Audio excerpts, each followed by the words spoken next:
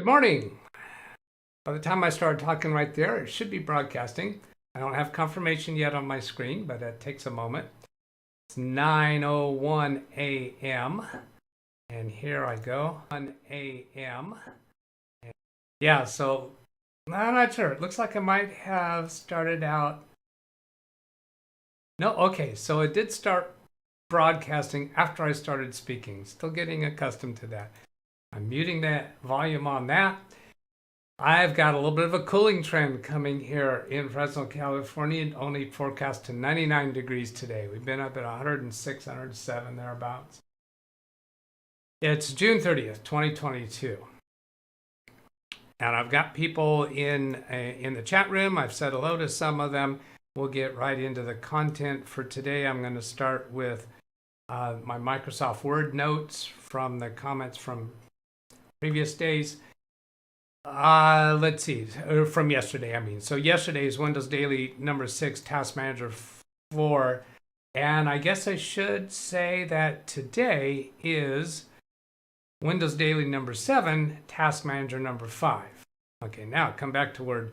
From the chat yesterday, Kenny Whidden asked if Windows 11 is still blue screening on my computer. He's making reference to Baby Beast has blue screened on me once since installing Windows 11. That doesn't mean it's because of Windows 11. I've never had a blue screen on Baby Beast before. I have had symptoms on Big Beast, and that was Windows 10, of course. So just because I got a blue screen a couple days after upgrading to Windows 11, that doesn't mean Windows 11 is responsible for it, and it has not occurred again. And then from the comments on yesterday's video, BH Ringer says, perhaps do a brief overview of Process Explorer as an alternative to Task Manager for advanced troubleshooting and malware hunting analysis. A deep dive wouldn't be necessary as there are videos from author Mark Rusinovich. To reference for those who might learn about it, Process Explorer is part of sysinternals, and that is in my toolkit that I have on my USB drive that I copy to computers. It's very, very rare that I have needed to use anything from that since Windows 7. With Windows 95 and Windows 7, I did use it quite a bit to help with malware and viruses and such, but that's just a thing of the past. Since Windows 10 got its act together, really haven't had to do any virus remediations. Let's see, Mark Rusinovich, I believe when he actually first created those, probably back Windows 95, I'm not sure how far back it goes. I think he was employed by Microsoft at that time. I believe then he was not employed by Microsoft. Now he's back at Microsoft. And I'll switch over here to, to Edge is where I've got that up. Here's the sysinternals suite. If you do a Google search for sysinternals suite, you'll find a Microsoft link to that. And here's what that link is.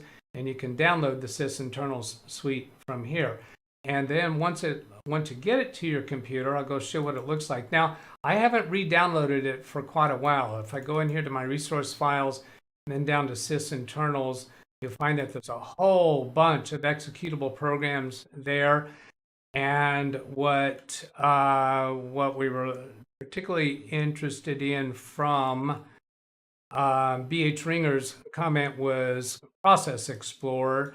And so if I go here to Process Explorer.exe or Process Explorer 64 and launch that, here I'll give you a brief look at what it looks like. I'm not going to go into it at all because that's not really the subject of this video. Then going on from emails, Sam Lazar suggests check out this Amazon link. I did take a look at it. I vaguely have a remote interest in it. It referred to itself as virtual CD-ROM. I don't like that title. It's got nothing to do with CD-ROM disks. It's essentially an external hard drive, but you can have different ISO images on it and boot off of it and select interactively during boot time which ISO image that you want to use to boot from. That's my understanding from reading up about it. Very interesting idea. It would be useful back in the days of Windows 95 and Windows 7 with virus remediations. It would be useful for a technician who is wanting to boot and install different operating systems. That's not me. Having one USB with Windows 10 or Windows 11 is sufficient. But the thing that I thought would be interesting, and the documentation did not specify this, is could I have my own Windows 10 or Windows 11 computer on it and go to somebody else's computer, use their CPU, their memory, and actually boot to my computer and use my OneDrive files and actually use it as my computer connected through here. I suspect it would be kind of sluggish. Anyway, that's all we need on that. So I've covered all of those chat and comments. So I'm going to turn these green so that I know I have dealt with those, and then move into today's content. So I have the new computer for my grandson Braden set up in Studio B that's next door here. I've got the tripod camera showing you it over there. This is the computer that I was using for live streaming before I got the Big Beast build. And that airplane on the side of the computer is my Cessna. I've sold that Cessna. I no longer have it. And it shows the airplane from the rear because it has the American flag painted on the tail, which you can't tell from that etching. But anyway, I am connected remotely to that computer, and I'm bringing that up on screen now. So up at the top here, when I move the Baby Beast mouse up to the top of the screen, you can see that I'm actually connected to Braden Betts' computer. And I have Task Manager brought up on that. We're looking at Task Manager. So here's the activity over the Wi-Fi. You can see down in the bottom right corner, indeed that computer is connected by Wi-Fi. And I have done a Google search for a speed test, because now what I'm interested in doing is, what can you do with Task Manager? Well, it's really interesting, I think. Keep in mind, I'm a Doug, but there's other computer enthusiasts watching this channel. And you can watch the activity going on your computer. So I'm going to demonstrate that. Now, when I click over here onto the web browser, notice that Task Manager stayed on top. And that's because I have it set for always on top. If I don't have that selected, then when I click on the browser, that goes away and I have to Alt-Tab to bring it back up. So if you're going to be trying to observe activity, then it's good to have it always on top. So now I'm going to run this speed test. This is my favorite speed test, not any particular reason for it. But while this is running, we can be on the Performance tab and see what's happening. Now this 100 kilobits per second scaling right now, notice that it's off the top of the chart. It's not, we're not actually seeing the lines. Now it has rescaled so that the top of this scale is showing 54 megabits per second, and we can see a little bit better the activity. However, this one up here was still off the chart. And we see send and receive statistics. Now it has finished the test. I'm going to try the test again and see if we get a better representation. Does it change scaling again? Yeah, there it went to 500 megabits per second. So now we're seeing the top of the scale for the send and receive numbers. The receive numbers is this solid line, so that's this one. And the send numbers is this dotted line down here. So you can watch the activity that your computer is doing and see where are the bottlenecks. So consider this. Let's suppose you're a Ken.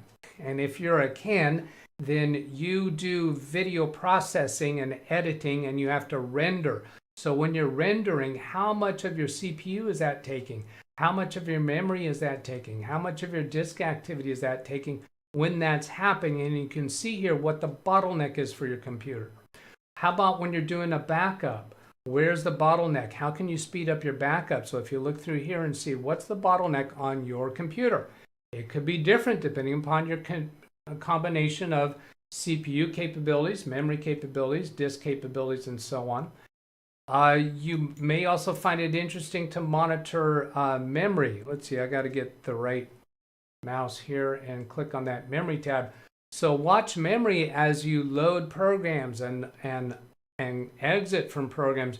You might find some surprising things there, because There are certain circumstances where you might launch a program, load it into memory, and actually see your physical memory utilization go down.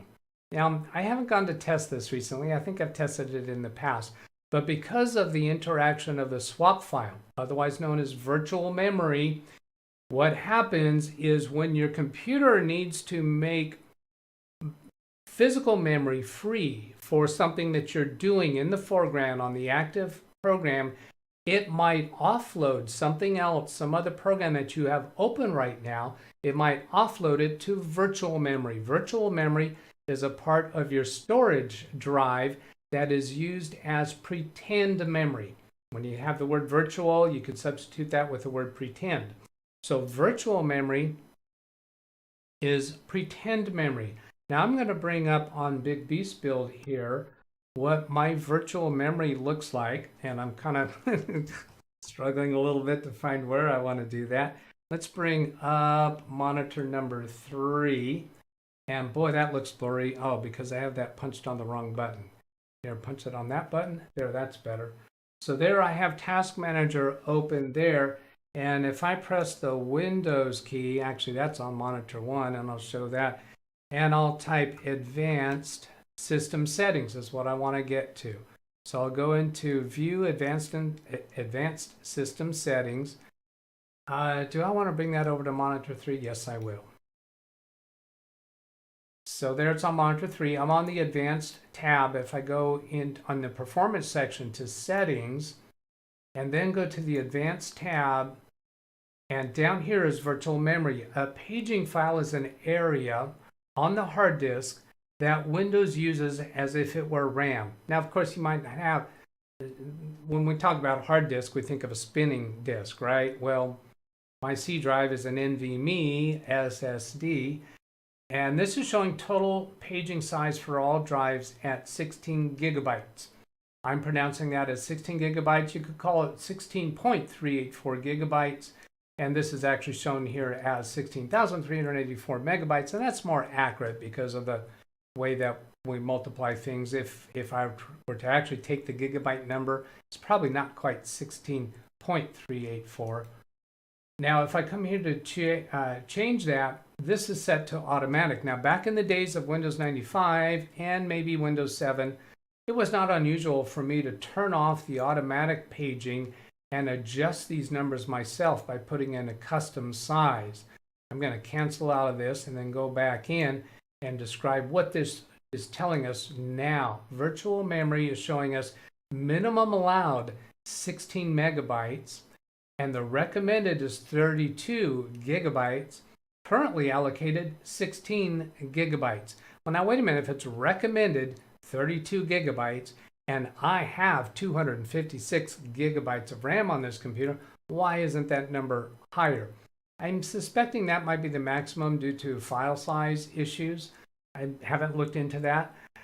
But currently allocated 16 gigabytes. So back in the days of Windows 95 and Windows 7, what I would do is I would change to custom size and put it at the maximum. Force it to be the maximum, so that when the computer gets rebooted, it's at the maximum. Now, I did restart my computer this morning about half an hour before broadcast time. If I were to check on this after the computer's running for a day or two, and I've been loading and exiting programs, that number might go up for the currently allocated number. I haven't looked at that or tested it for quite some time, but it's just an interesting thing. Now, where is that paging file? I'm going to bring that up. I'll bring up Windows Explorer, and I should bring that up. Okay, I'm going to bring that over to that monitor number 3. Get my stream back up visible to me. So now I've got Windows Explorer open, and I want to go see that paging file. If I go to the root of the C drive, I don't see the paging file here. If I come up to the View menu, choose Options, and then choose Change Folder and Search Options, go to the View tab on that screen and show Hidden Files, and scroll down a little bit, and I'm going to say Hide protected operating says, oh, I already have that check mark removed there. So just show this hidden file should be enough. I'll click OK there. And then here is this one called swap file right here. And it is 16 gigabytes in size. And that's what we expected it to be because of what this screen shows us, 16 gigabytes. So that is the swap file. Now here's something fun and informative and entertaining that a computer enthusiast might try doing, and I've done it before. I hope you'll try it. I think it's interesting to see. Is remove this automatic check mark and then select no paging file and click set. Now when you do that, it's going to tell us we need to restart. I think I can go to the next step here. Yeah, so if you disable the paging file or set the initial size to less than 1 megabyte and a system error occurs, Windows might not record the details that could help you identify the problem. Do you want to continue? Now, I've never actually gone through with using a dump file, and that's what this is referring to here, I think, is a dump file. So I'm going to say no to that because I don't want to reboot the computer now. But if I click yes to that, then I would go on to the next step and restart the computer. It would restart with no paging files. So now what you do is open programs and use them and see how your computer feels to you. It should feel more sluggish without having the swap file present, otherwise known as virtual memory. Now I'm switching back to my chat screen here. Let's see, I got to get to the right screen. Where is it? Where is it? Where is it? There's the chat window and the live stream going, and it is still running. I'm going to bring up chat to show what is at what's been going on there. And here's the chat window for today. I said hello to some people before starting the broadcast. I'm going to go down one screen worth enough, get a little bit of an idea in mind what's going on. A lot of conversation back and forth, it looks like. I'll be reading through these closer and I'll respond to them tomorrow if there's something that I need to respond to. Ran Israel, the primary paging file, pagefile.sys. I believe that's what I just showed, right? Oh, I said swap file. Pagefile.sys. Oh, sorry. Thank you for that correction. I'm going to go bring that up. Here back on monitor 3, page file. And that is also 16 gigabytes. You know what? I think I didn't refresh my memory on that well enough. Page file and swap file. Swap file would be swapping in and out for the programs that you're doing. Page file. Huh, interesting. Okay, I'm going to review that and give a better report back on it tomorrow. That's it for today. I hope that's been useful. Here's my email address. Have a great day. Catch you later. Goodbye.